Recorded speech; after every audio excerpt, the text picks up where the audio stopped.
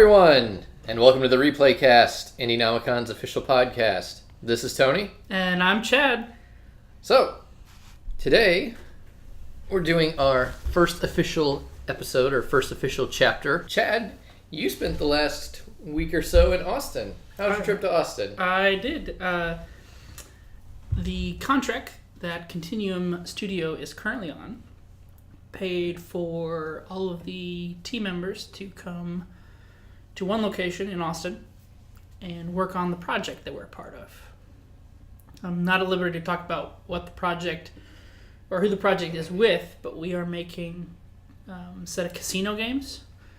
That was a very interesting experience. It was my first ever visit to Austin. Cool town? Yes, it was. And the first time ever really working in a contract of this capacity. So, having the client take that sort of responsibility and, their perception on the team and bringing them together, I felt that was an interesting approach. So, yeah. Did you get to see any of the city? Actually, we worked a lot. Okay. Had great food. Yeah. That was a strong plus. We had an Airbnb. I had tons of different versions of tacos you wouldn't believe. Breakfast tacos, lunch tacos. Tacos are on point. Torchy's Mr. Orange, greatest taco in Austin so far. But there's probably many more that I've never tasted. But shout out to them if they listen. So, no trips to 6th Street, huh? No, we worked outside of the stories. We worked from 8:30 to 11 every day. Oh, well, that's pretty. So it was a long day, but we got a lot accomplished. Okay. And I think that impressed the client. So, we're pushing forward. Next Monday is beta and should be going well. I have not been to Austin in a while, but I visited the city myself once. I've actually got a little funny story. Last time I was in Austin, I was there for AGDC, the Austin Game Developers Conference. And it was also, I think it was 2008 or 2007, but it was also the same time Houston got hit bad by some hurricanes. And they had relocated, they evacuated the city of Houston. And they relocated a lot of people to Austin and set a bunch of them up in the convention center where GDC was. While we were all very, we felt bad for the people of Houston for being displaced from their homes. It's GDC. We're here to get GDC done. Actually, people were interviewing the hurricane victims, and my family saw me in the background walking by, trying not to get noticed because we didn't want anybody to know that we were still holding a conference while these people were, unfortunately, set up in the convention center, sheltered. Wow, that's a crazy story. I'm glad everything worked out for sure. Yeah. Unfortunately, AGDC is not a thing anymore because I really enjoyed going to Austin. But they were doing it back when we thought Austin was going to be big for game development. During the big MMO rush of the late 2000s, there was a bunch of... BioWare's down there, so yeah. Not anymore. Well, I'm just saying, yeah. But back then it was. Yeah. So they were trying to make a bunch of MMOs to compete with WoW. And nobody ended up making the MMO to compete with WoW, and the Austin Game Developer Circle kind of imploded. So, how was your weekend, Tony? It was pretty chill. I got to go wakeboarding. I like wakeboarding. This is true. And played some Shovel Knight. That was pretty much my weekend. That's a great weekend. Much better than mine because I said I flew back from Texas. So, okay, guys, welcome to the Dev Series part of our podcast. So in here we're going to talk about a little bit things in the dev world. Today we're talking about portfolios. So, Chad, how's this going to work? So the Dev Series we're going to talk about portfolio today. This is super chill. And in future episodes, our goal is to get another individual in here so we can have a roundtable discussion, an open conversation on things that are going on in our world, in their world, that they're willing to talk about. And that's kind of a group session, perception to some of the things we want to do. When we're also going to do the opportunity to have all of you guys ask them questions in a kind of almost live environment. Right. We're going to be utilizing Discord, which is a gamer-centric chat platform on the computer. We're going to be setting up calls with known industry people in the Orlando community, as well as outside of Orlando community, and growing that to deeper and delve on certain projects and getting people involved with IndieNomicon and the Replaycast. Right. And from that, you guys will be utilizing Discord as a channel platform. They'll have 30, 40-ish minutes to talk about what they want to talk about. And then through that time, there'll be a channel that you can push questions. And the show will be moderated by Tony and myself. Right. And you'll be able to ask those questions. And when Q&A starts, we can write questions down. And we can talk and ask them those questions as said time comes. And in the future, the dev chat may actually grow out of the Replaycast podcast and be its own separate thing. Just logistics-wise, doing things in Discord and having other people be more easy to actually pull that off. Correct. Before we get into talking about portfolios, I do want to make the announcement. Can I make the announcement? Okay. So...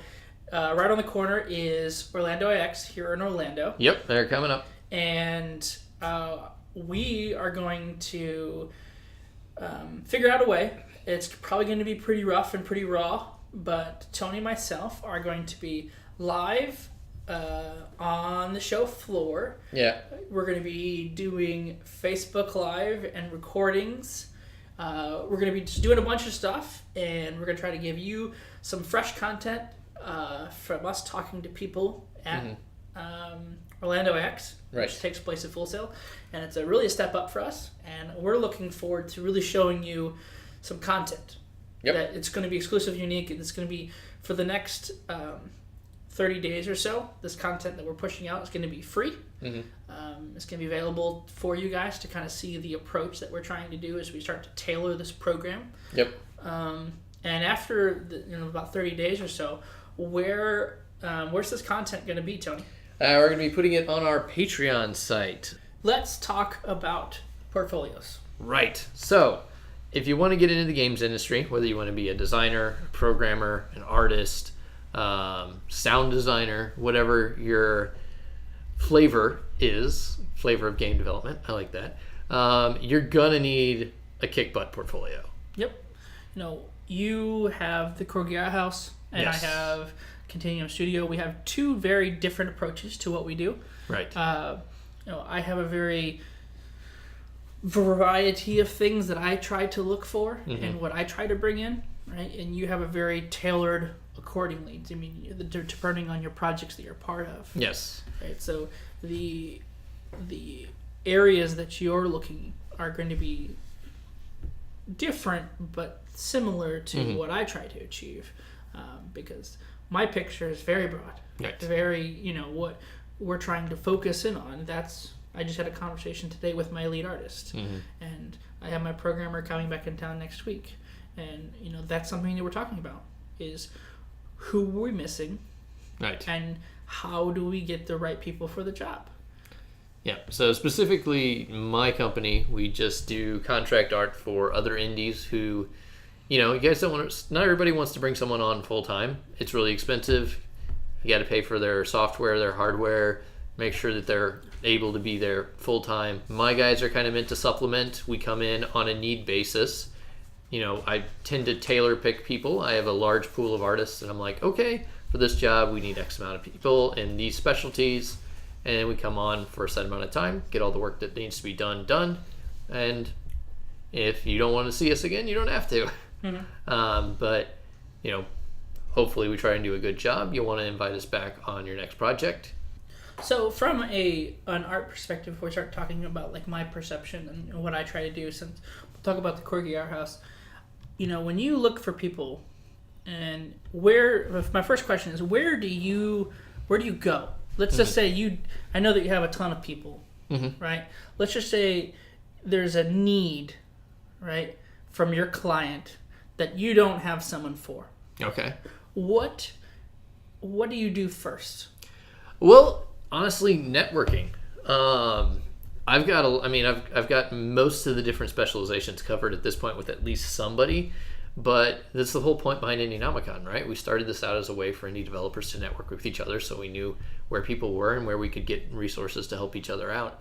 And honestly, if you're not out there pushing the pavement and networking, you're not gonna get seen. True. Networking is key. So, between being a teacher at Full Sail, knowing other teachers at Full Sail, at Dave's school, at UCF, at SCAD, I have a lot of connections, and I know who's visible. So you're talking about networking, and we both know that networking is super important. Mm-hmm. And there are individuals out there that this is their focus. Right. This is their bee's knees. This is what they're good at. Yeah.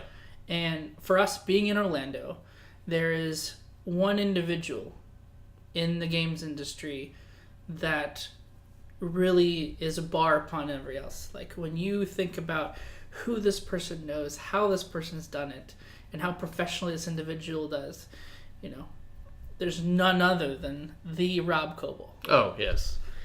Rob Coble, we're going to give him his, 2-minute soapbox here. Rob Coble does an amazing job. And I have turned to Rob on an occasion before when a certain need has come across, and I don't have anybody that fits that specific category. And some of them do get very specific. They're like, we need this person, has to have exactly this specialization, has to be able to work like during these exact conditions. And so I'm like, okay, well, I don't have that 1 out of 100%. And yeah, Rob can find somebody. And the cool thing is so even though that we're approaching it from a higher level approach, if you're just coming out of the gate and you need help networking, you need help figuring out, you need help working on that portfolio piece, for someone who has done career development, for someone who has done HR, right? I tip my hat to Rob. Yes. Right? And I think a lot of people do in this city, for those who know him, and for those who don't, should. Yeah. He's a person that needs to be literally in everyone's wheelhouse. Well, the guy knows everybody because he's worked for years as actually Full Sail's career development guy. He was. So, I see Rob at GDC and he's hobnobbing with everybody. Yep, that man knows everybody. And, he does a very respectable job. Yeah. He is on the advisory board for IndieNomicon, so you can take a look at the brand new staff portion, and you'll see him as an advisor. And you can click his LinkedIn page and definitely shoot out. I guarantee he'll be more than open arms to have a conversation on how to tailor that. So, now that we've talked about, how to get started, right? What do you look for in an applicant? Okay. So specifically, when I'm looking at portfolios, first of all, you want to make sure your portfolio is visible. As a recent graduate, it's okay to have an ArtStation page. If you're someone who's a little bit more established, you probably want to have your own website. I have my own website, and I have my own Corgi Art House website. So it's where I got my stuff. But you definitely want to put your best foot forward. That by no means doesn't mean that you shouldn't be doing volume as well. If you have one awesome piece on your portfolio, that's not enough. You need to get critiques from people. And this, if you haven't gotten a lot of this can be really scary. I know a lot of students who are terrified to get critiques, but it's super important to get outside your bubble. And when I went to school, they broke us of that early. Every project we submitted was peer critique. Every other student in the class got to tear you down a peg. And then after that, go to these conferences, go to GDC, show your portfolio to the type of people that you want a job from, even if you're not ready to graduate yet. Even if you're a sophomore and you got 2 years before you graduate. Tell them that. Tell them you're a sophomore, and they'll understand, oh, your portfolio's not at a professional quality yet because you're still a student, you're still learning. Mm-hmm. But the critiques they'll give you are valuable. they're telling you what they expect from people that they're going to hire. And you've got, as a student, you've got time to make those changes, to develop the way you need to develop. So that's the major thing. Always have your name, your email and your email address, and if you can, your website on every single picture on your portfolio. If you can, use a 3D platform like Sketchfab or Marmoset, so that your hiring possibilities can see your work in full 3D. Also, it shows that you can get things out of your modeling package and into another program, because as someone who's going to be working on a game, you need to be able to get stuff out of your package and into a game engine. If you can show your work inside of an engine, be it Unreal, Unity, or an alternative, do so. I got my first job at EA because on my demo reel, I had stuff in Unreal. And they straight up told me in the interview, the reason we're looking at you is we need someone who can get stuff in engine, and you've shown you can do that. So one thing I want to talk about a little bit before we segue. So now that we've talked about what you look for, and one stem off of that is getting known experience. Mm-hmm. So let's talk from an approach from, I would say, more of an intern to an entry-level position. Okay. Right? How do you value and how do you perceive school projects as experience? If it's a group project, I consider it. I want to see it in engine. It's a project, it's a game, it should be interactive. Game jams are definitely stuff that is a positive. If I can see that you worked on a game with a team and you were able to, obviously I'm going to expect less quality. It's a game jam. If I can see that you can work under those conditions and get something put into a game, that's impressive. You mentioned internships, and this is interesting because I've been talking to some of the other companies about this. So you got to be careful with an internship, because some internships, they'll just have you getting coffee. That's not valuable. Internships is if it's physical work that is done for the project, mm-hmm. It must be paid. Right, and it should be paid. You're a professional, you should be getting compensated in some way. You may not be getting compensated as much as a full-time employee, but that's okay. And in fact, actually, when I was talking to somebody trying to find a fit for a position, I was talking about a specific candidate, and they're like, well, we don't really want to bring on interns because we don't need somebody doing coffee. And I'm like, okay, well, that's not what I'm going to give you. Like, I'm going to give you somebody who's actually going to do work. And so there's this sort of mentality that right now that internship means that you were unpaid and you were just getting coffee. So if you had an internship and you were doing more than that, make sure to specify what you were doing in your resume on your job description. And you should do so anyway, so that people know a little bit about what you did. Mm-hmm. But bullet point, make it very short. We don't need 6-page resumes. Resume should be 1 pages, 2 at the most. Okay, well, good. I mean, some great points. So awesome to hear about an art perspective from the Corgia House. And Chad, what do you look for when you're looking for somebody, say, programmer, designer? Okay, it's a different approach. We have been looking and gathering people for 2+ years. Mm-hmm. Continuum has been built on the 3 core mechanics of game development: blood, sweat, and tears. Yeah. It originally started where networking, just like we talked about earlier, networking was the first pyramid tier. And we accomplished that, and it's still something that's throughout who gets involved. Then we segued it off to the next tier above that, from networking and just having friends come on. Then we had friends of friends come on. We're like, hey, this person's good, you should bring this person on. Mm-hmm. Because that builds a level of respect, and that person is, giving them recognition. Right. Like, this person's good. And you're going to get that throughout, the people who you were friends with could potentially get you a job in the future. So don't burn bridges, because this industry is super small.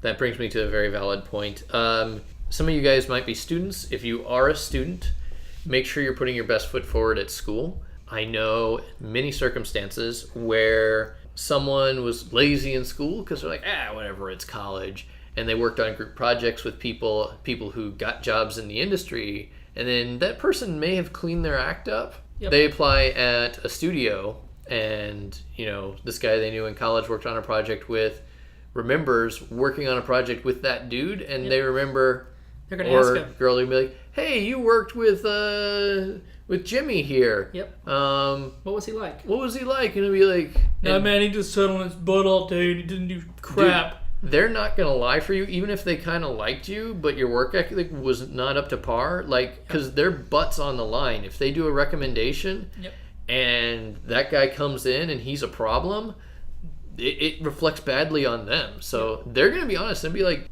don't bring him in. I don't want to double my workload because he's not going to do squat. Especially if they're in the same department. Yeah. We were at a stage on that, and that really worked well. For a while, we increased our numbers, and things were going okay. And then life happens as through a blood, sweat, and tears project when no one is paid. People have to step away, and so the project had to slowly start kind of stepping back, and the progress started to stop progressing.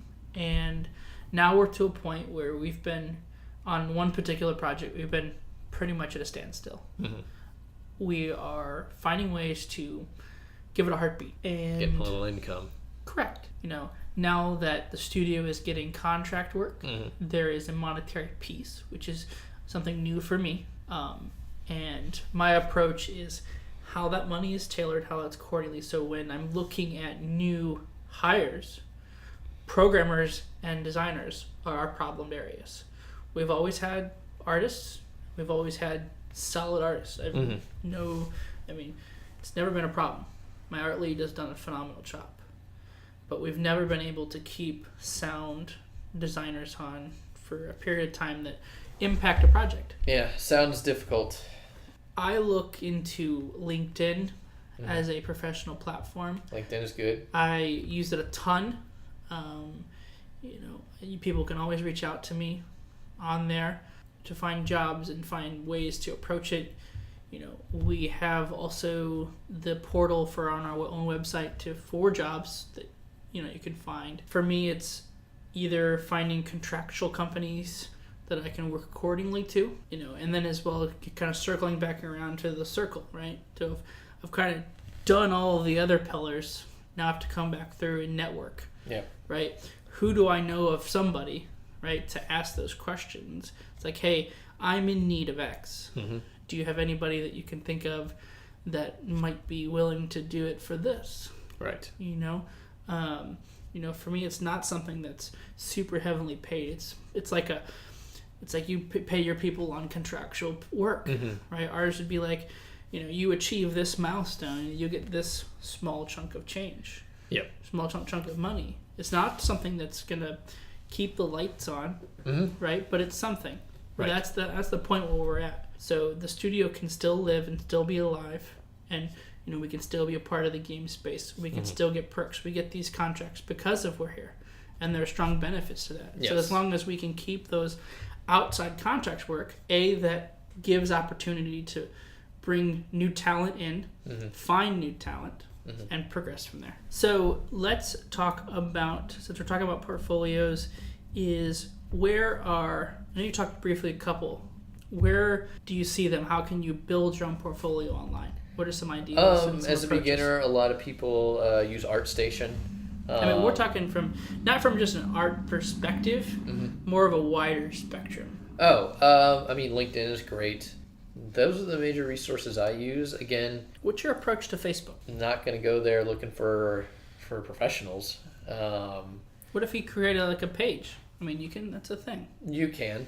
And if you have your own company, you should. But that's not where I'm going to go to look for portfolios for prospective candidates. Again, I can't undersell the value of networking. I generally will ask around. I've got a lot of resources, and I know people who know people. And you should be one of those people. And the way you become one of those people is you network. Yep. I know that since we're here in Orlando, we'll kind of talk on networking a little bit. Since we're here in Orlando, what are some events, what are some companies, what are some organizations that people should look into, should look out for, in a variety of disciplines? It shouldn't matter. So what are some of those that are here in our town that really stem forward.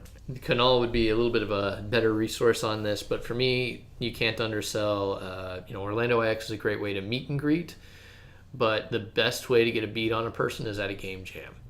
Mm-hmm. And I've told students this that I know want to get into the games industry. I'm like, if you come to a game jam, there are going to be people there. Steamroller Studios is there. Outhouse is there from time to time as well. They're going to see you in action, and that's what they want to see. They want to see you in action. They want to see you at your best. They want to see you under the gun to make a game in 48 hours, and they want to see how well you perform, how well you work as a team. That information right there is so valuable, and I have hired 2 people for jobs that I know from game jams. I don't know if you know Marco Flores, 2D pixel artist. He's young, but he's been doing it since he was 12. So sweet. I also follow this at being super involved with, taking Tony's slot on the board of IndieNomicon. IndieNomicon is a great resource you can do because, we put together the game jams here in town. We have new ones coming out. We have the Reachable Sports Jam, which is the Versus Jam that we're aiming towards 2018. We're hoping for a health-focused one come just past first of the year, just past the Global Game Jam. And we have other things on the horizon that will really, our goal is to keep talent here. Yeah. Right? Because that's, more than keep talent here. We want to build the community here. We want more developers starting their home in Central Florida. Mm-hmm. A lot of people are really in the California mindset. And it's funny because when they figure out how much people generally get paid here, they're immediately like, oh, I can't afford that. But we're like, okay, but your living expenses are a third here. You actually can't afford to live here on that income. Mm-hmm. They're like, well, I can't live in California. No, you can't afford to live in California on that. But you can live here. But you could live here. And, Universal and Disney is right on the corner. Yes. And spend that month's rent on a ticket to Universal Studios for a year. And I guarantee you'll be 10 times more happy. So, those are some reasons to settle here. We're trying to, there's a great community here. We want it to continue to grow, which means we want more developers here. We want more people to feel like they can start their own indie studio. They can start their career here. This has been Portfolio Talk on the Dev Series. Appreciate everyone listening in, and we'll see you soon. All right, gang. So we're going to talk about our indie game of the month. Chad, why don't you go first? What's your indie game of the month? Sweet. I know since we're just off of our last podcast of E3. Yes. And I know this game got briefly talked about because I know people a lot are looking forward to it. But my indie game of the month is Cuphead. Ah, yes. I remember you showing me that. And their tagline is, Don't Deal with the Devil, which comes out September 29th. Super stoked, super excited. So, what do you know about Cuphead? Not much. Just what you showed me, that little trailer. How would you describe Cuphead's art style, Chad? Because it's got a very unique art style we haven't seen in a long time. True. The art style of Cuphead is based out of the 1930s, and it's based on the cartoons of that era. It's what creates a very large nostalgia effect. Cuphead is a classic run-and-gun action game that's heavily focused on boss battles. Yeah. So there's very little in between, and then huge monumental pieces that, create setup. But like you brought up, the visualness is a very key piece. So visuals and audio are painstakingly created in the same technique of that era that makes it so nostalgic factor. And so what makes it feel so old is because the work done is exactly how they did back then. It's very interesting. The gameplay kind of reminds me a little bit of Alien Hominid, but it's that, you told me, boss rush. Mm-hmm. So it's Alien Hominid, but just like the bosses. The technique is very traditional hand-drawing cells. Yeah. With like a mixture of like watercolor techniques, and then you have the over-orchestrical jazz compositions that really populate that game. I do like jazz. Hey, everyone likes jazz. And the benefit, it's a 2-player game. Yep. Couch co-op. Yep. So Xbox One, Windows, and Steam. It will not be coming to the PlayStation 4. So it's a Windows, quote-unquote, Microsoft product. I wouldn't say it's the downfall, but that's the studio's choice. The studio is Studio MDHR. Originally, it was two brothers, but now it's a little bit more than that because they're getting a lot of fame working with the Xbox indie department. Mm-hmm. So, my indie game is also a Microsoft exclusive. We're not exclusive here on the Replaycast. We just happen to both pick Microsoft indie games. Mine is Gigantic by Motiga.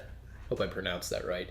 Very cool game. It's got that sort of MOBA feel like Overwatch, but number one, the art style is amazing. The art style is like you're playing a Miyazaki movie. Animation is fantastic. And then, they have a different game mode, which I find is unique because as much as I love Overwatch, I have been capping points since like 2003. I'm glad to be doing something other than trying to cap points. So is it, how many players can play? It's PC, MOBA. Each team has, I think, 5 players. 6 players. You're right. It's 6 players. I just played it the other night. What do you like most about it? What I like most is the art style. But a second thing that I would like about it is I like the fact that they're changing the dynamic, that they're actually trying new game modes that haven't existed before. You have to summon guardians to capture power for your like giant Colossus guardian on your team. And then when your guardian gets enough power, they actually tackle the enemy guardian down to the ground so you can shoot him in the face. So it's a very different approach to most MOBAs. Yes. Well, that's good because there's been a lot coming out lately. So you have League of Legends, you have Smite. Mm-hmm. This is now another one that adds its flavor. There's going to be, Boss Keys game. I don't know Boss Key. I know that we had the one that Epic Games made. Oh yeah, Paragon. Yep. And then we had Battleborn. Yep. There's a lot in the MOBA space, and I would classify Overwatch and Team Fortress 2 as a MOBA as well. Sure. They're making different changes for sure. Yeah. And Overwatch being primary for sure. But Gigantic looks super entertaining and super fun. Definitely going to check it out. It is. I'm actually a founder. I bought the Founders Pack. I think that's good company. I was a little worried that game wasn't going to get made because since they were announced 2016 E3, their company had internal problems and almost completely disintegrated. But they were able to pull together and build the company back up. So these things happen when you're indie, and I'm glad to see that they didn't fall apart. That's super awesome. All right, guys, get ready for the Player 1 versus Player 2 debate. Today's battle is Sonic 2D versus 3D. All right, and Chad, which side are you taking? I'm taking the lovable side of 2D.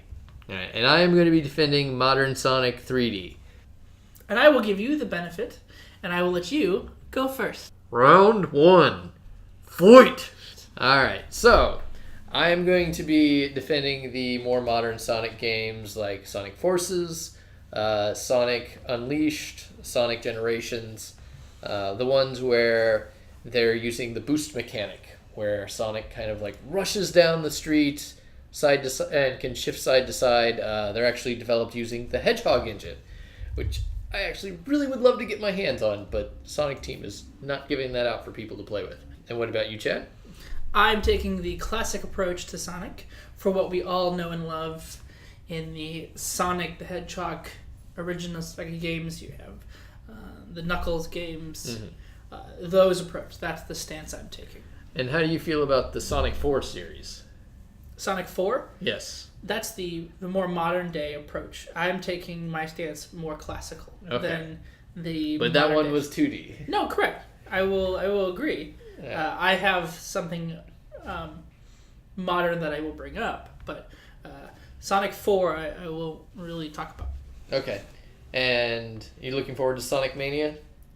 That is my piece that I was going to talk about. Yes. Okay. Yep.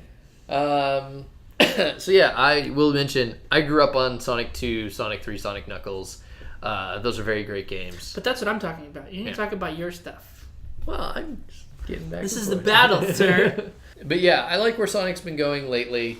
We did have some dark years. But yeah, there's been a lot of cool stuff coming up in the 3D, especially Sonic Generations. I loved. Honestly, I want a Sonic Generations 2. The way they took the classic Sonic levels and reimagined them for 3D gameplay. I want to see them redesign more classic Sonic 2D levels in the 3D, the new 3D mechanics. I thought that was a great little game that they had there. They did a really good job, and I'd love to see more of those remastered. Ice Cap, Flying Battery, Lava Wreath. I want to see more of that come back in the 3D Sonic games. Sweet.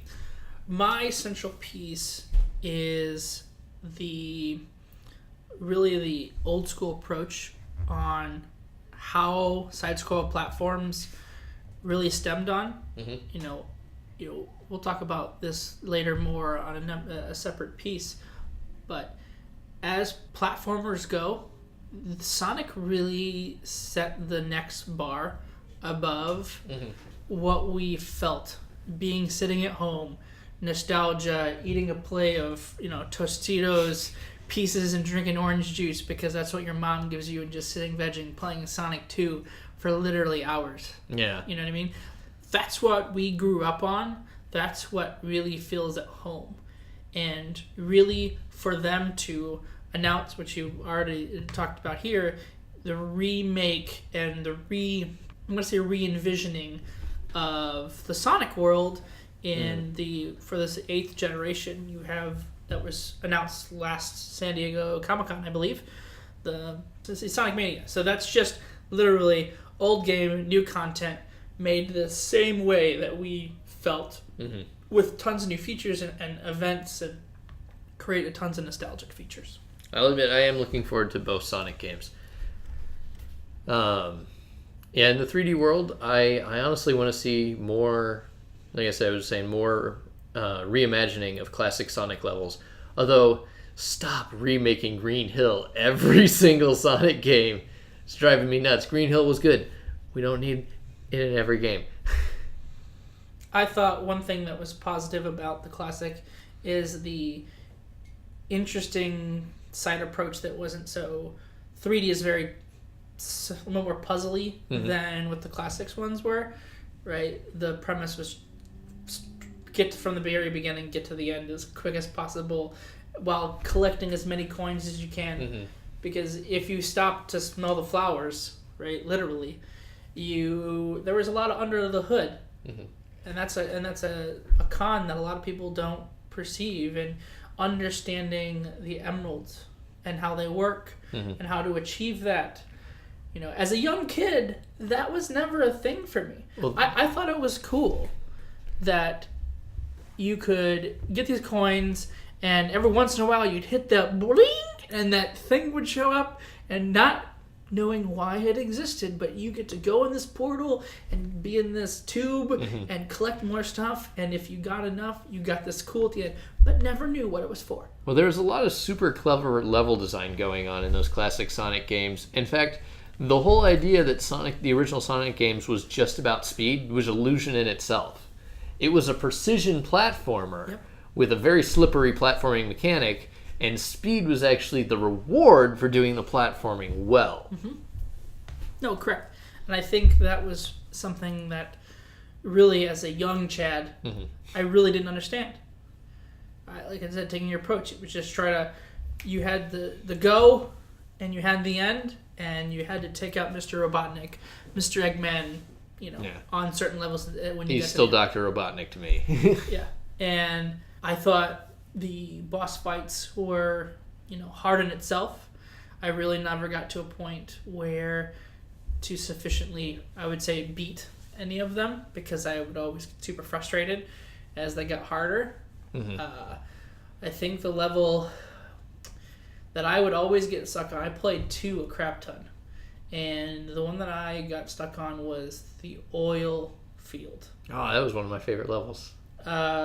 Because it was just between the oil field and then the ships in the air. It's just, those are the 2 that really always gave me a pain. Yeah. Well, so let's see. We had Sonic Unleashed. I don't know why Sega keeps getting this idea that they can't just make a Sonic game, that they have to like shoehorn another mechanic in.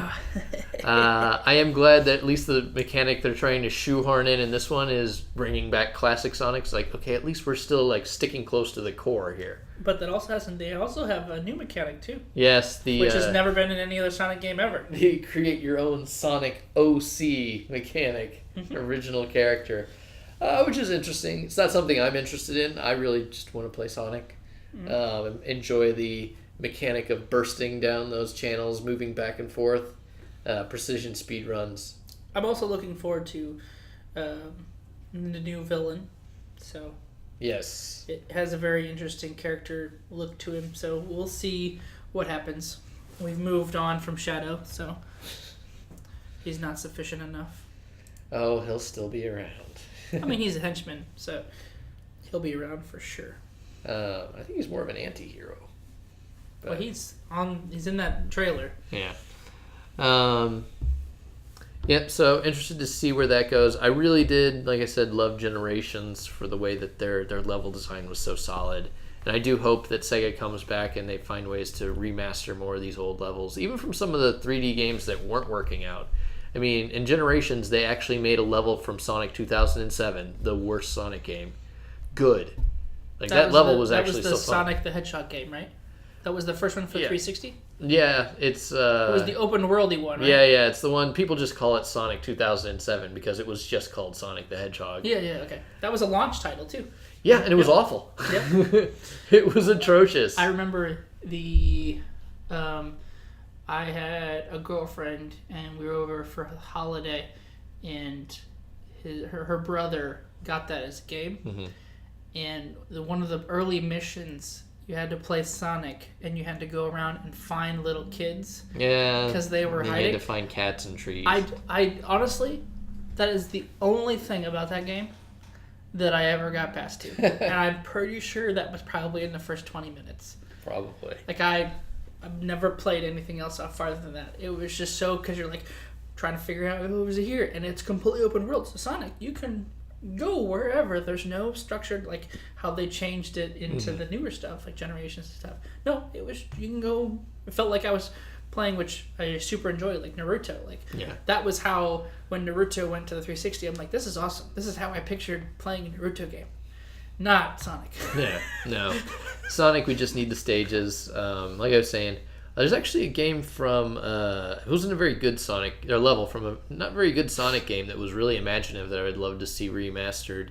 And that was Sonic Heroes Egg Fleet, where Robotnik's got an entire fleet of ships, and they're all only about as big as this room, and you're like running and jumping between each ship. The level design was all right for that one, but I'd love to see them remaster it in a better way. Awesome.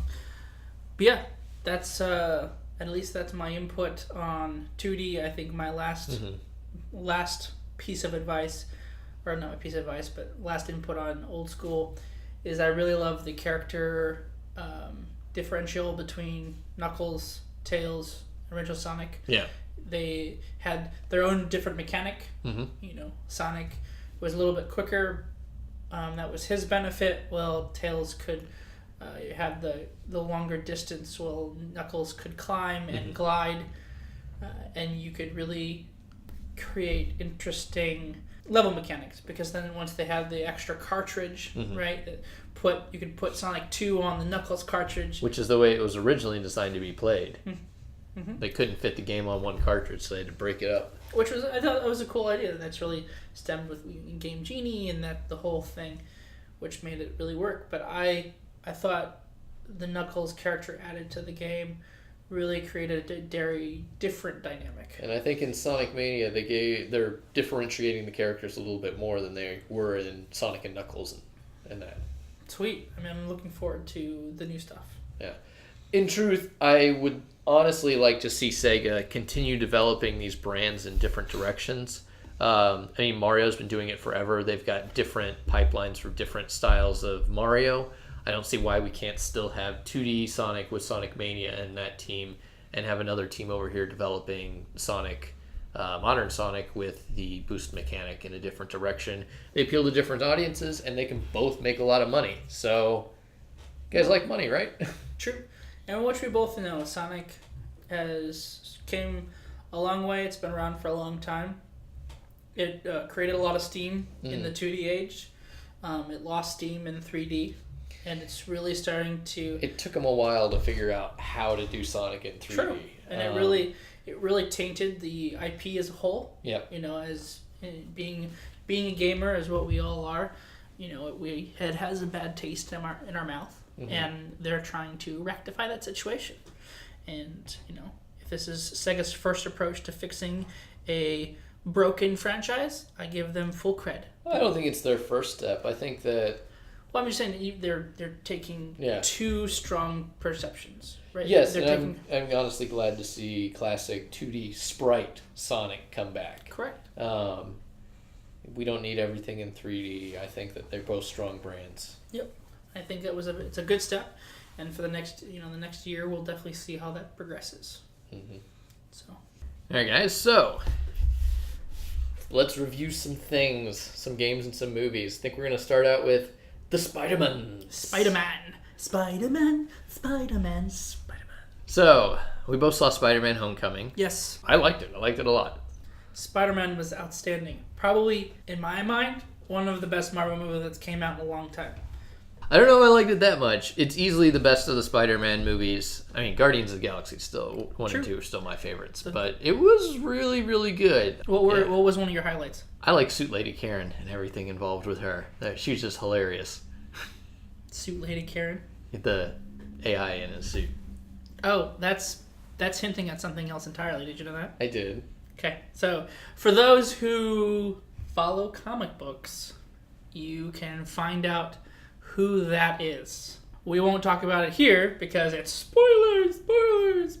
But not saying that it's going to go that route, but yes. Suit Lady Karen is potentially something else. And interesting enough, the voice actress who played her is the husband of Vision, or is the wife of Vision Jarvis. Well, then you're getting completely into why the speculation of who that is and how that person's related to the Vision. I'm just saying facts. I know. I'm just saying you are facts, and these facts are known. What was your favorite part? Honestly, the strong comedic element layered in with the just amount of writing combat. I think Tom Holland as an actor and his ability to play the Peter Parker role was very respectable. Yeah. Because he took the kid approach of how Peter Parker should be, which is very different. Andrew Garfield did a respectable job, and I think got a better Peter Parker than Tobey Maguire, right? But I think Tom Holland did a respectable job on that piece, because as I was watching it and you saw how the dynamic of the characters were really going together, and I really didn't see how the Vulture was connected to Spider-Man.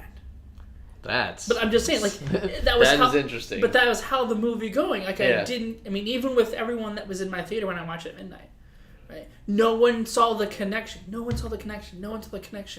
even though the movie's called Homecoming, right? But that's exactly to the point when the whole story meshed. As soon as he was pretty amazing. Soon as he opened that door, right? Yeah.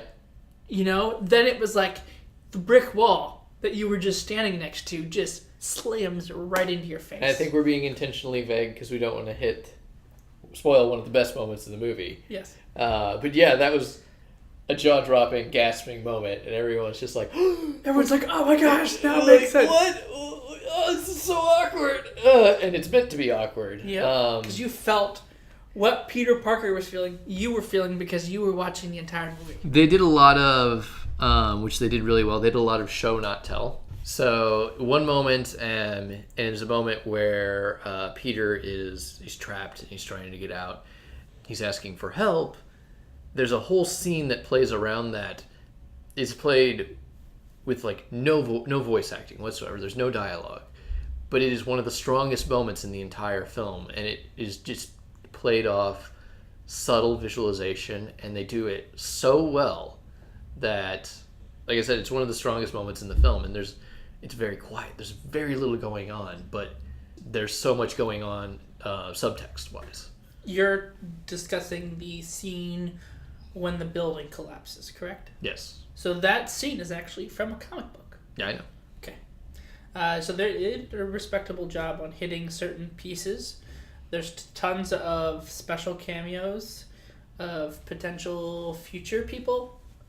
You brought up Karen. That could potentially be one. We actually beat familiar actor Danny Glover. Young Danny Glover. Let's make sure that is a little bit better to understand. Not old Danny Glover. Young Danny Glover. Okay. He plays as kind of a mugger, kind of perceptive character, so we see him in there. Yeah, there's a whole thing about that. He has a potential role in the Spider-Verse. We meet the other love interest of Peter Parker that we all know and Another love. love interest. Well, what most considered to be Peter Parker's primary, but relates to story, so we won't discuss into that. But she makes her appearance and approach in a very interesting way. Yes. Honestly, it's not his primary love interest in the show. That could be a little bit of a spoiler. Well, just the interpiece, because he's young. Yeah. Peter Parker, he's got that love interest. But one of my favorite moments in the film is a joke moment where Suit Lady Karen, Peter is talking to this AI in his suit about whether he should tell the love of his teenage life that he's Spider-Man. Yep. And there's a moment where he does the Spider-Man thing and he rescues the girl, and Suit Lady Karen was like, "Now's your chance, Peter. Tell her everything." And I'm just bawling. Yep. We have a Avenger Cameo. Not really cameo, but everyone knows he's in the movie. Yeah. Right. So everyone knows that Tony Stark and Iron Man. And it was not as intrusive as they led you to believe in the trailer. Like, they made you feel like Tony Stark's going to be like all over the movie. Correct. He's not that at all. He's got a few scenes. That's about it. But the way that they do it is very interesting. Yes. So, just because he's there doesn't make him always there. Probably one of the, in my opinion, one of the best supporting actors. Aunt May did a respectable job. Yes. The Vulture and Michael Keaton. Oh, Michael Keaton rocked the entire film, dude. He played that role phenomenally. And he was seriously scary. Yeah. Because when you see the evolution of his character from the early scene, because this movie takes place right after the Civil War. Civil War and all of the aftermath that's happened in New York City. And so you see all of this stuff, and he's part of the crew, and when you see his character at that point, and you see his evolution to what happens. His character is very relatable. It makes a lot of sense why he's gone the way he's gone. Yeah, he's just trying to survive. It really breaks it down. When you break into his character arc, that's the primary motive, right? He's very protecting his home, protecting himself. Mm-hmm. He's a dad.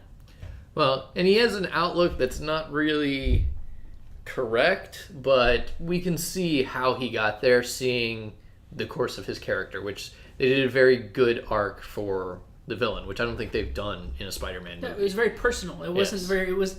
Even though that he had this super suit and he could fly and do all these crazy things, the Vulture was very personal. Mm-hmm. Like, very personable. Sorry. Yeah. Very personable. Like, you felt a connection to him even though that he was a bad guy. Yeah. Like, you could see, yourself potentially taking that route or doing what's necessary to make ends meet. That's what he was doing. Good or bad, right? That's to a point. But he made that judgment call. Yeah. So what else would you like to talk about? Well, we got Wonder Woman that came out. Yep. I think of the DCU movies, it is hands down easily the best of them. It's really good. Some people I know put it above all of the Marvel movies. I don't think it earns that spot. I still think Guardians of the Galaxy 1 and 2 are better because they're my faves. But a really solid movie. Gets a little bit hokey in the final climax, but I don't know if they just earned so much goodwill before we got there, or if, because you kind of like, there's also a lot of important stuff going on in that climax, even though part of it's kind of hokey. So good movie all around. And you've all seen it in the trailers, that scene where Wonder Woman like walks across the battlefield in World War One. That moment, I've heard other critics talk about this, and that moment where she gets out of those trenches and walks out onto the battlefield, no man's land, World War One, no man's land. We all know that this bad place, not a space to go. Bad place. You don't want to be there.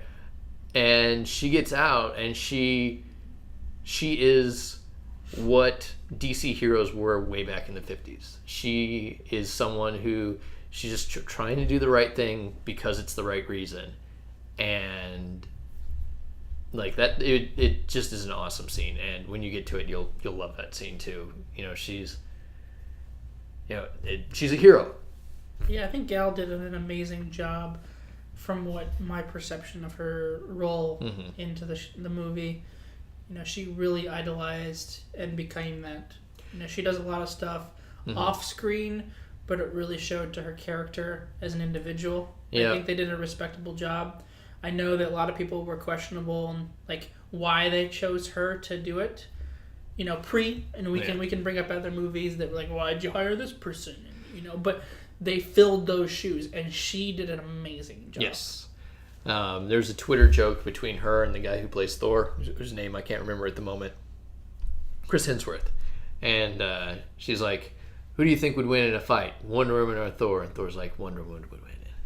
There was a little bit of controversy because people are going, why does a female action hero need to be an action hero? That's a guy's thing. And then like the lady who played Wonder Woman way back in like the 80s or 70s, she's like, get a life, guys. Women can have an action hero too, who's a strong female symbol and is an action hero. The guys have their big muscle-bound action heroes. We can have one too. It's not a big thing. Yeah. So, great movie overall. Now we'll transition to game reviews. Yes. Big game that I have been playing that just came out not too long ago. Super been a fan of it when it came out a while ago, but it's the Remasters edition it's the Final Fantasy XII Zodiac Age that released for the PlayStation 4. So for those who hadn't played it, it's another notch on the Final Fantasy belt. It still follows it's the first game to open to the non-linear like turn-based style. It's very open world-ish in its direction. It's not like people are just standing there in a line and then take their turns. They still have that counter, but you can move around. They have this arcing system that for targeting, which really helps. There's color differential pieces to that, but the big addition to the game is they have a brand new jobs page. So before, you have things where you can pick different types of like skills and equipment slots and things like that, really tailor your character. But now they took it one step above. There's a bigger wheel that's above those, and you can choose one of the 12, which are all based off of zodiac symbols. Okay. And so you can be one of like a battle mage, and that has its own skill tree set up. Okay. So the things in there, they're called licenses, and so each one of those will have its own license tree. Okay. You can't change them, so once you choose them, so far I've only gotten so far, so I don't know if there's the opportunity to pick other licenses. You can do like 2, right? But I know that so far, because I've chosen certain ones that I've chosen for the characters, whether I feel they're good or bad and I should have chosen something else, I have to live with my choice for now. Yeah. It's seems like an advance on the old job system that they used to do back in like Final Fantasy. Was it Final Fantasy 1, Final Fantasy 3, Final Fantasy 5 used a job system, but it was very old school. You had once you assign a character a job, they just leveled up, and then they just like very linear leveling. Yeah, this one, how licenses work, think like a board game. and there's a bunch of slots. And so the game itself starts you in particular locations, and you can purchase the next slots that are touching the slot you purchased. So if there's 4 slots open there, if there's 3 slots have opened on the next piece you purchase, those 3 become available, and you can pick any 3 of those. And you can stem off in any direction. So you could be like, not touch this area. The cool thing is you can highlight different slots to see what they unlock. So the main character I have is a mage. Right. And so I can see what spells which way I unlock. So it'll tell me if I have something gear in my inventory that I don't have attached to a character, because if they're not licensed, they can't wear it. And it'll tell me in white that it's available to purchase, so I can purchase down to a point if I have enough points. And then once I include that license, then I can equip that to the character. Okay. Very cool. I actually never played 12. I kind of quit Final Fantasy after 10. Just kind of moved away from my interest. I've been thinking of trying out 15. I've heard a lot of good things about it. So yeah, sweet. So that's, overall, I super enjoyed it. I recommend it. If you enjoyed the original graphically, they do have tons of upgrade graphically because it is on the PlayStation 4. So it overhauled, HDified, but that's give it 2 thumbs up. Woot! So what's the next game we want to talk about today? We're going to talk about Injustice 2, which I haven't gotten into either because I'm not a big fighting game person. So what are you aware of, at least through the game? What do you? I know it's advanced on Injustice 1. They got more characters in. There's a major mechanic change that they added, and I forget what it was. You've been playing it, so you know what it is. So you can add powers, and you can customize your character accordingly. Okay. And so the kicker is, Brainiac is the new villain. Right.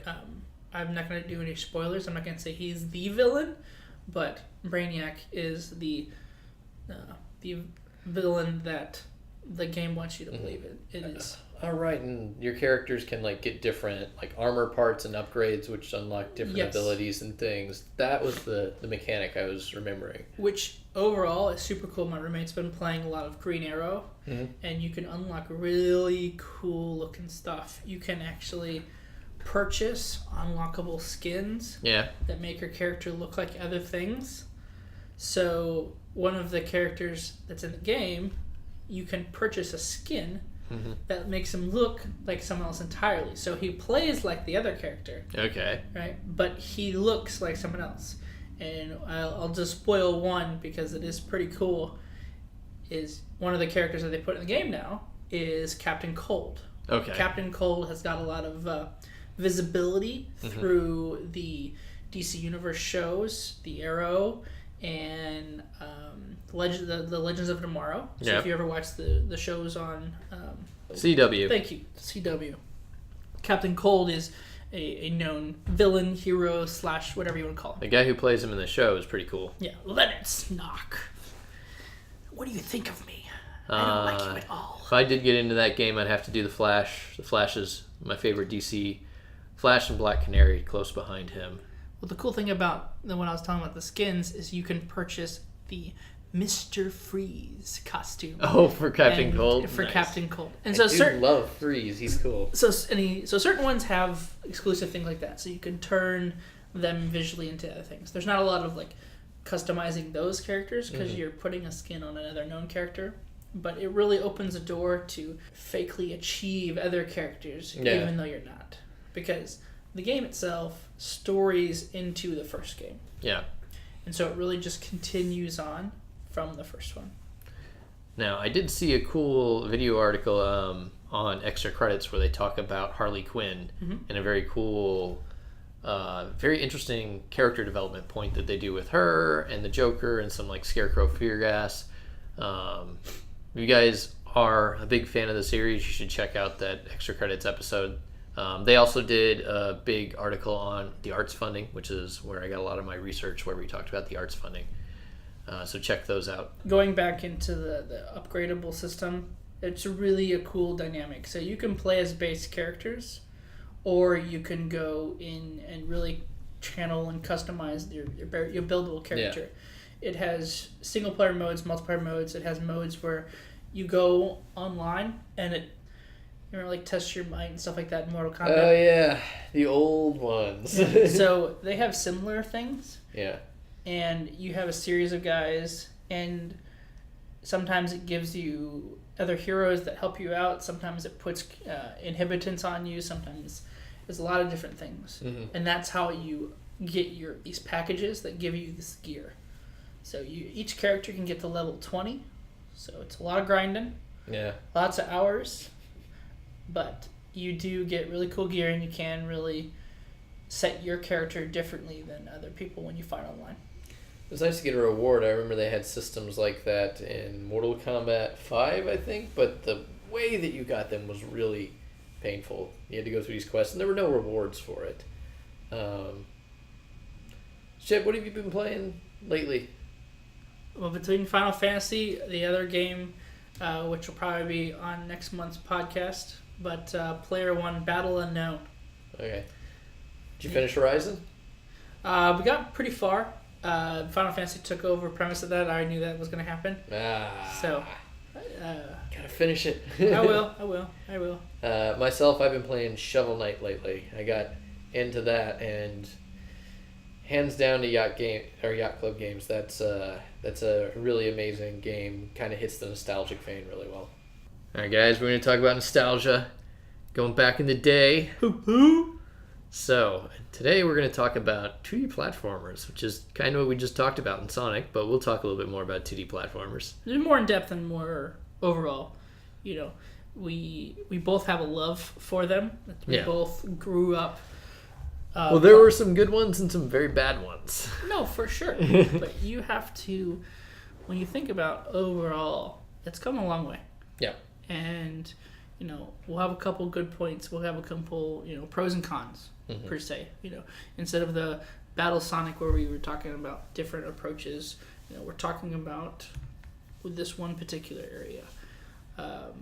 You know, something good for me is that a lot of the mechanics have grown over the years. Yes. And where the simplistic nature of what was given made it difficult. Because it had to be so perfect. You know, that timing element. You know, you brought up the different Sonic precision. The approaches, right? You know, people right now are playing speed tests like you wouldn't believe. You know, achieving how to complete the level as quick as possible. Right? Huge right now. I mean, Sonic is all about the speed runs now. This is true. And sort of, so I'm going to tote a little bit on Yacht Club Games' Shovel Knight. They've kind of taken the elements of several 2D genres and melded them together. It's a little bit like DuckTales, Mega Man, Castlevania, all kind of merged into, the best of those kind of merged into one game. It is that sort of, kind of like precision. They've gotten rid of, thankfully, the lives mechanic, which is a holdover from arcades. We don't need a lives mechanic in video games anymore. It's just frustrating. Well, I mean, what makes you perceive that lives are unvalued?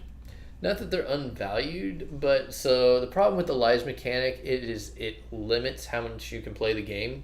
It does put permadeath in, which if you're interested in that sort of gameplay style, I guess that's still valid, but I think the good thing that they took it out of Shovel Knight is because it's not the sort of game where you want to worry about having to start everything over from the very beginning. Well, true. There are two classics that come to mind that give you 3 lives, and that's it. Battletoads. Yeah. And Ninja Gaiden. True. Okay. Those are 2 games, 2D platformers, right? Strongly based on skill. Yep. Right? Skill and timing. Those games would be totally different if developed now, but with that mechanic in mind. Right? It would not have a piece to gamers' hearts of being a remembrance because it was so difficult. I think that was what made it so challenging. Yeah. Right? When you give the opportunity, you had, another big side scroller. You have Contra, right? Mm-hmm. Contra was just as difficult. Contra was massively difficult. Yeah, but if you got the code and you knew the Contra code, right, it saves your life, literally. But people still pushed and pushed because of that. Yeah. And it definitely was a gameplay style that worked.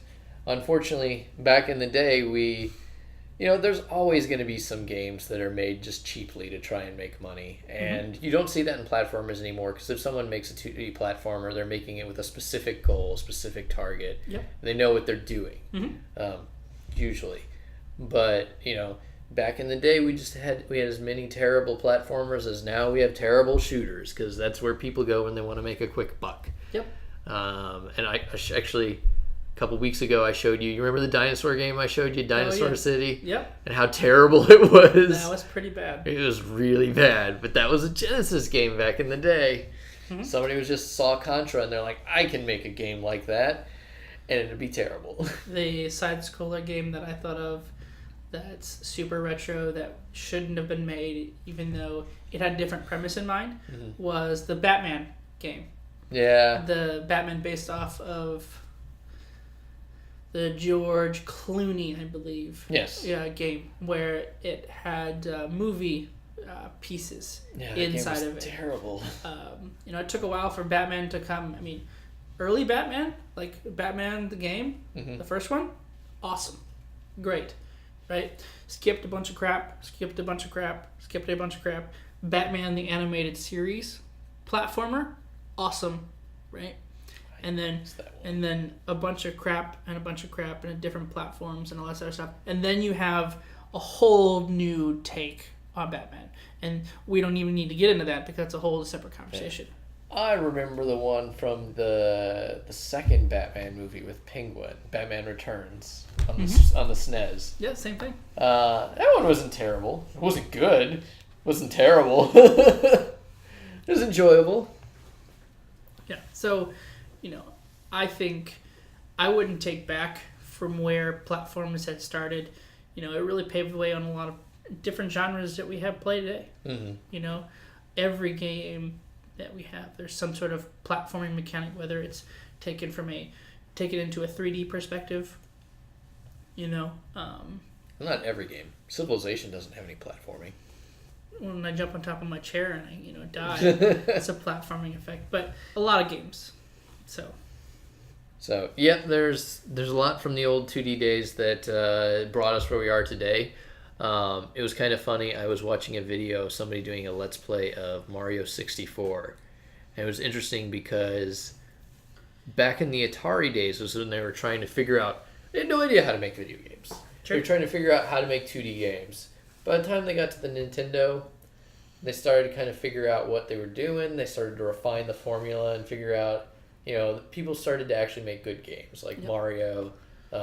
Zelda, like all the ones we remember. Even, DuckTales was pretty good. I mean, the big two that really started to pave the way. I mean, Sonic came took a couple generations, before Sega took a point. But in my mind, the two games that really made a thing, because we won't talk about Zelda 2, but is that Mario and you have Mega Man.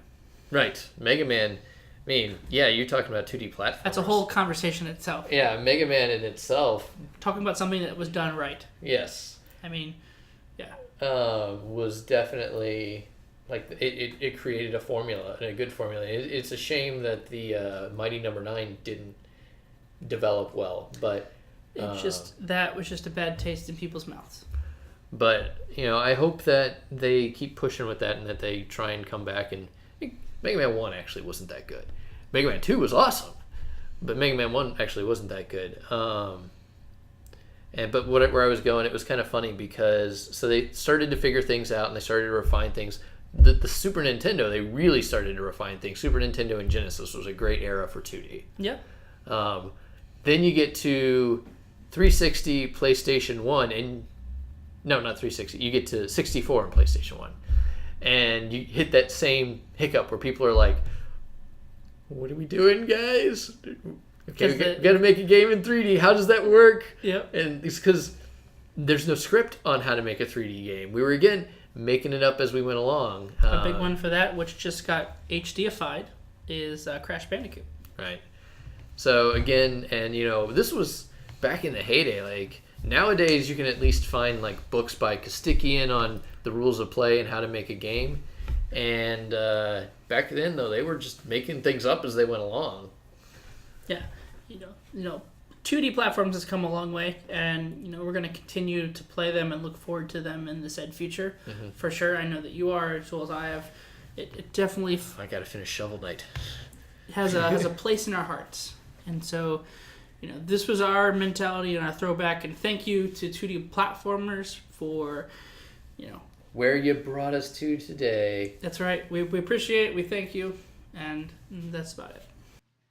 So, everyone, welcome back. We have a special guest speaker.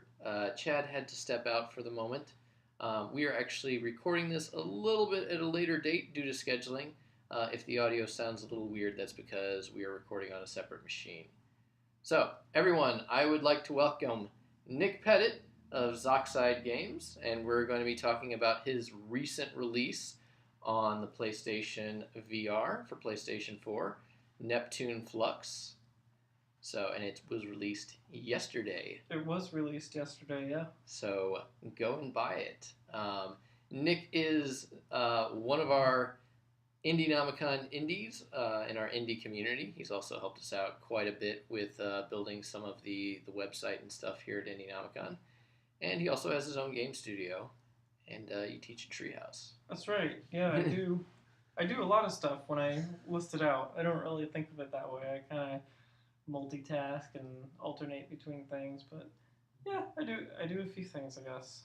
I get the same thing when I list out everything that I do, and I'm like, well, I teach, and then I run IndieNomicon, I have my own studio. Now I'm doing a podcast. But we're here to talk about the games. So, Nick, give us a brief rundown of Neptune Flux. I've played the demo several times, so I know quite a bit about the game. Sure. So, Neptune Flux is a deep-sea adventure game. It takes place in the near future, and you take on the role of Sarah. And Sarah is an employee for this deep-sea organization called Aqua. So Aqua will send you out on missions, and as you carry out these missions, you start to uncover that there's a little bit more to the story than what it might seem on the surface. So you're exploring these supernatural wreck sites and looking for lost treasure and stuff like that. And the whole time you're in this deep sea dive pod. So you have tools on your dive pod that you can use to see in the dark. So things like flares and sonar. It's pretty cool. It lasts for about 2 hours, or at least that's how long it takes most people to play the game. And you can play with or without a VR headset. So it's VR optional. You can play on PlayStation 4 on a normal TV, or you can play with PlayStation VR. And it is also available on Steam for Mac and PC. And on the PC side, you can play with a Vive or a Rift. And man, when I list that all out, it sounds like a lot too. Yeah. I don't really think of it that way, but yeah, it's quite a few things. Now, do you have to choose between the VR release or the PlayStation 4 regular release when you purchase? Nope. Okay. So it's all one game. So Good. You just buy it on PS4, and it's nice because if you don't have a PSVR yet, you can buy it on PS4 now and play through it, and then play it again when you do get a headset. Which is exactly what I plan to do. I'd been waiting for the PlayStation release because I played this game several times, and to me, it just screamed, "This is a game I want to play on my couch." Yeah, that's definitely a good point. It's sort of a lean back and relax kind of game. I would describe it. I would compare it to games like Myst or Gone Home or Vanishing of Ethan Carter. It's not exactly a walking simulator, I guess. I mean, some people would put it into that category, but it's it's got a chill vibe to it. The music is pretty neat. It really adds a lot to the atmosphere, I think. Yeah, like I said, I played the demo. The music was definitely one of the things that that definitely stuck out to me when I was playing it. You had a great audio cast. Yeah, it's fully voiced. So it's well polished, honestly, and you don't see a lot of that in the VR market. Yeah, VR is interesting right now because it's a small market, and I think AAA games aren't, or I guess AAA studios aren't really quite ready to spend the money on a big giant release for what could potentially be a small market. But for indies, that's great because you can really stand out and do something that's different and unique. So yeah, I mean, you see all sorts of different quality levels in VR right now, but Well, it's a bit of the Wild West right now because we don't really know what we're doing yet. There's no written rules. no, there's really no best practices yet, and I mean, to me, that's what makes it exciting. Is Yeah. that, you get to just experiment with different modes of play and figure out what works. I mean, actually, And how to get the best visuals. yeah, I mean that's hard too. So like some of the challenges in Neptune for VR were just figuring out how I was going to load the whole world into the game, and actually that's part of how I settled on the deep sea as the setting, because in VR you want to have higher geometric detail on the models, and because it looks better in 3D. So that at the same time, you can't have too much of that on You've screen got a at higher once. cost because you're doubling your render time. Right. I mean, VR comes with a much higher rendering cost, and so what I had to do was figure out a way to show these high detail models, but not show too many of them at any given time. And that's when I started thinking about the deep sea, because there's a reason to kind of limit the draw distance, or how far you can actually see. Atmospheric fog. Right, and I didn't want to do that artificially. I didn't want to just like limit the player in some arbitrary way. I wanted there to actually be like Silent a real Hill style. right, a real like story reason for that, or a real reason in the setting. Yeah, that's a good trick. I've worked on a couple of VR projects myself. Nick is well aware, where we've used some other crazy tricks. Again, there's no rules yet in VR. It's definitely interesting.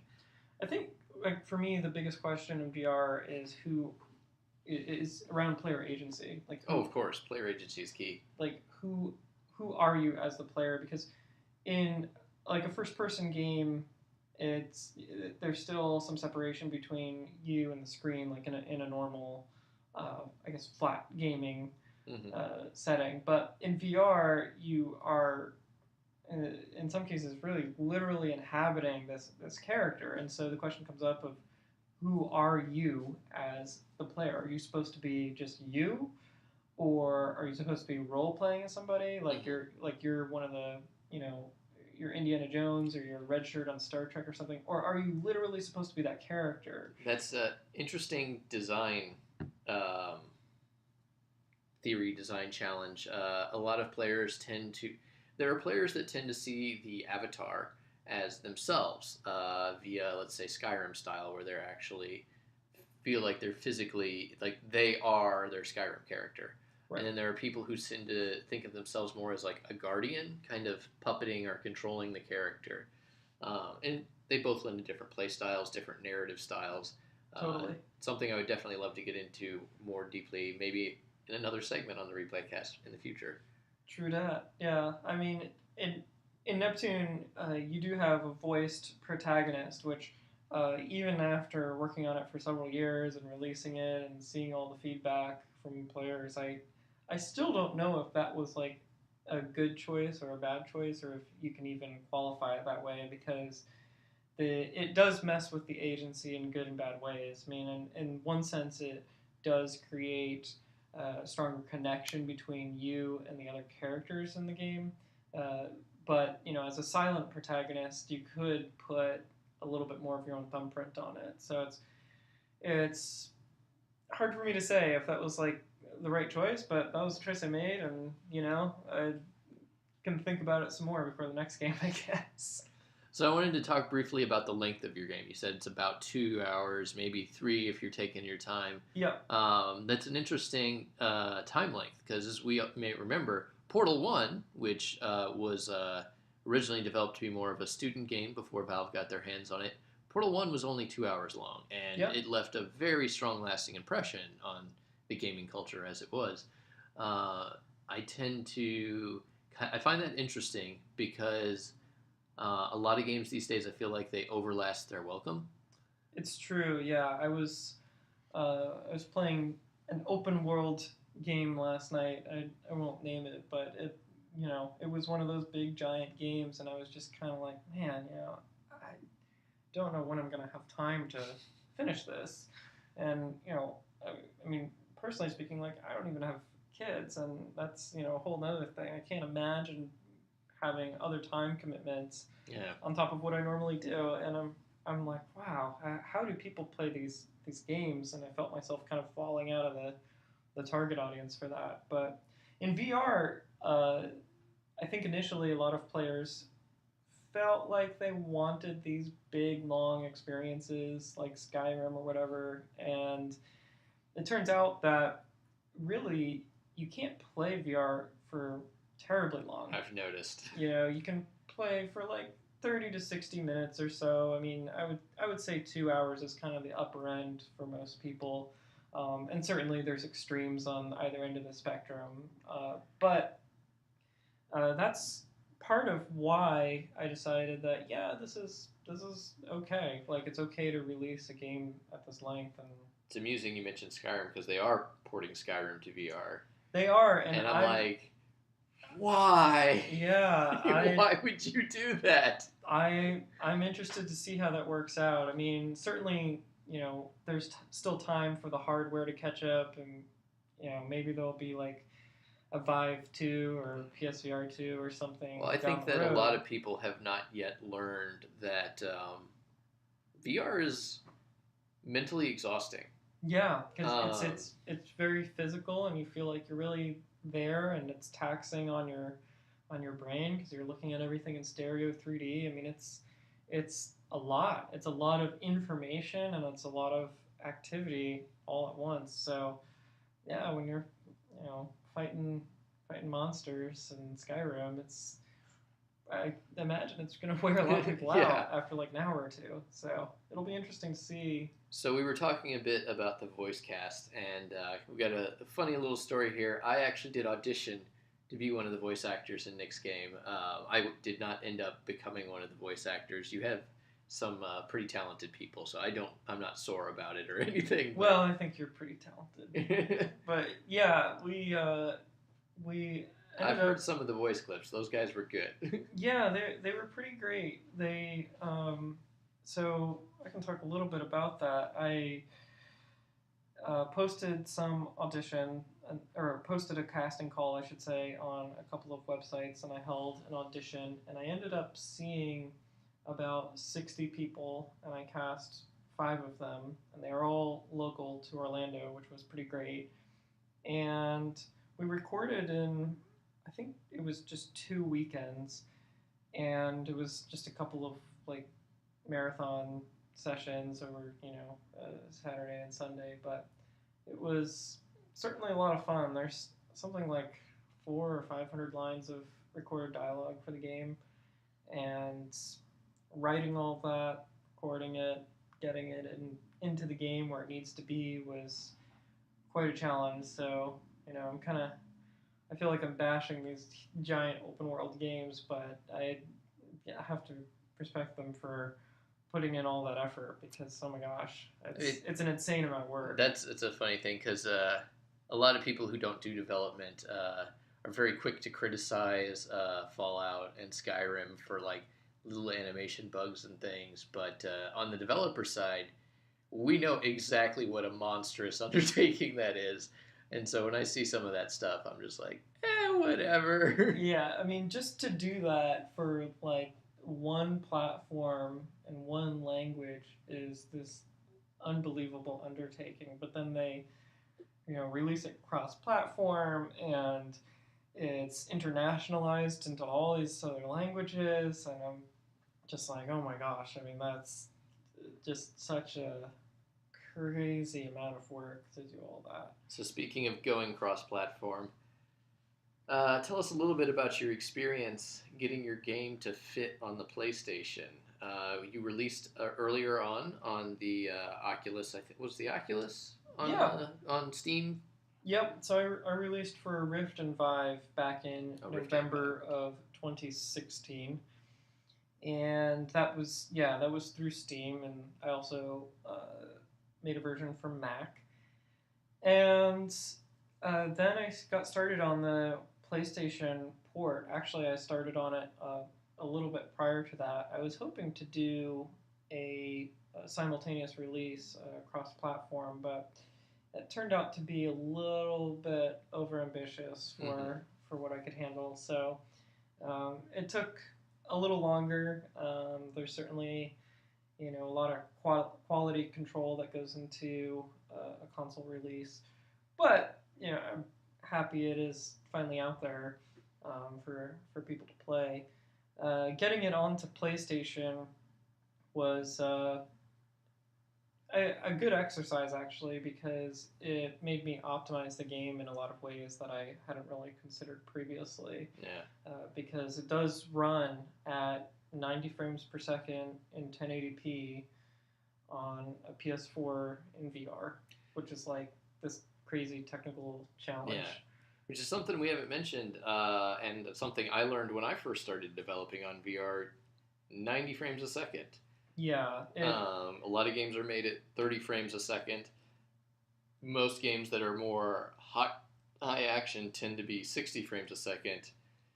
VR games need to be 90 frames. Yeah, 90 is kind of becoming the industry standard, and it can go even higher than that. I mean, PSVR is capable of 120 in some instances, but there's a couple of different rendering modes. One is 60 frames per second at 120 hertz, so every other frame it reprojects the previous frame based on your head movement, and that's what I had initially, and I found that it wasn't quite as smooth as I wanted it to be, and it also just came with a number of timing and technical challenges that are really complicated and boring to explain.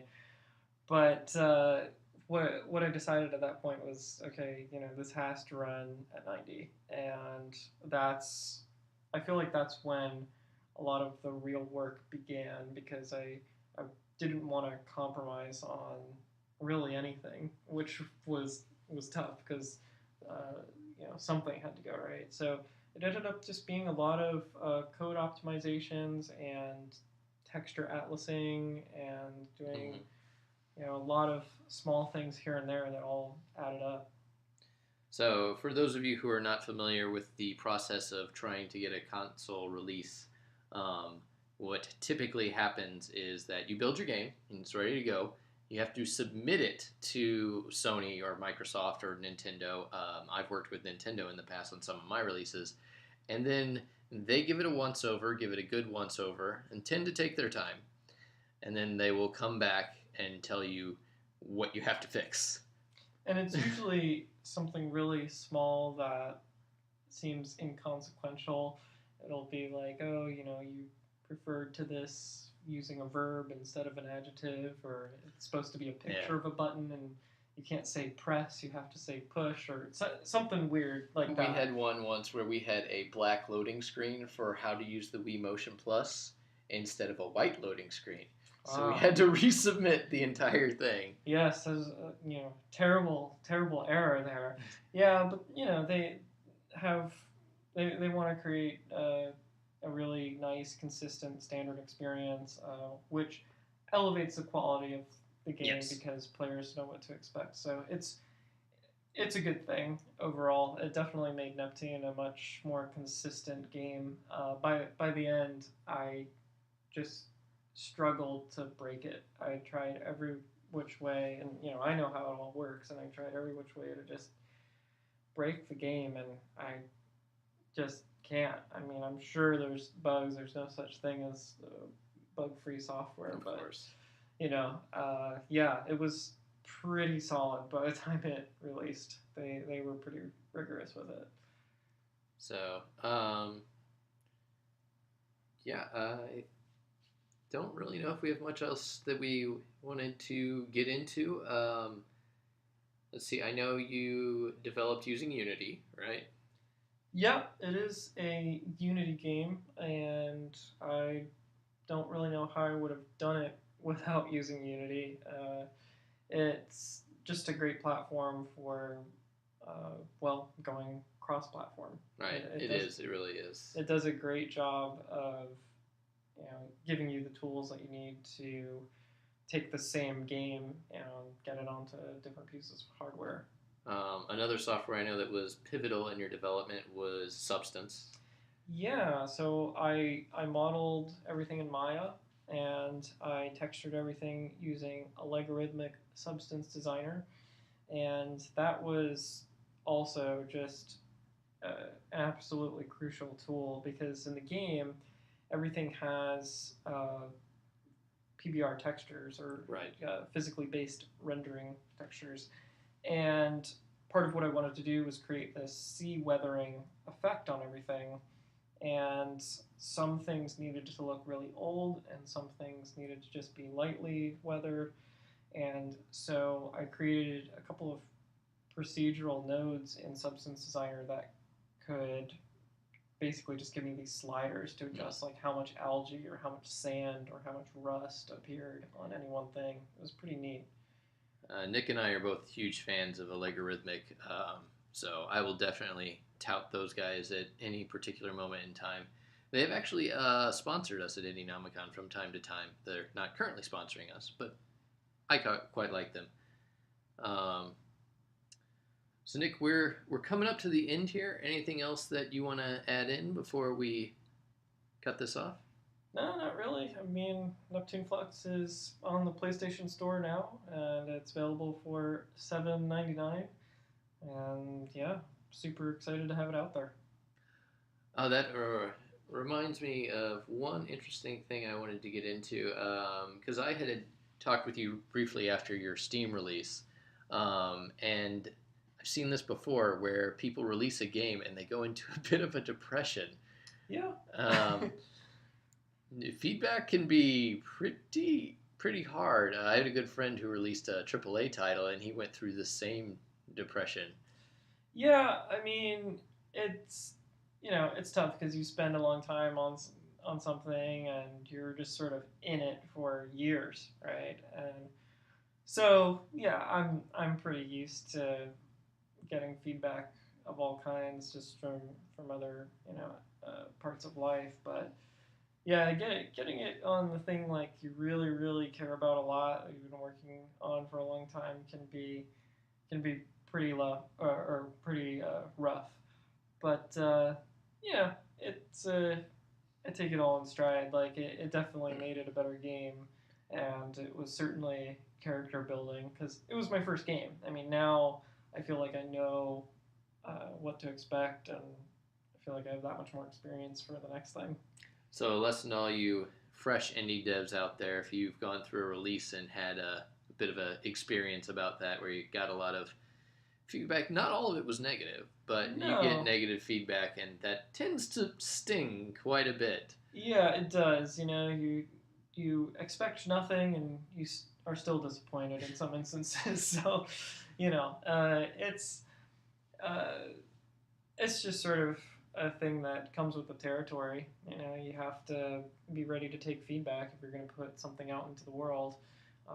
So, that's how it goes. And that feedback is very helpful because it allowed me to patch the game in a couple different ways and make it better. Yeah, feedback is always critical to any artistic endeavor, and games are art. All right, guys, we're going to cut this off. I want to thank Nick for coming out to join us from Zoxide Games.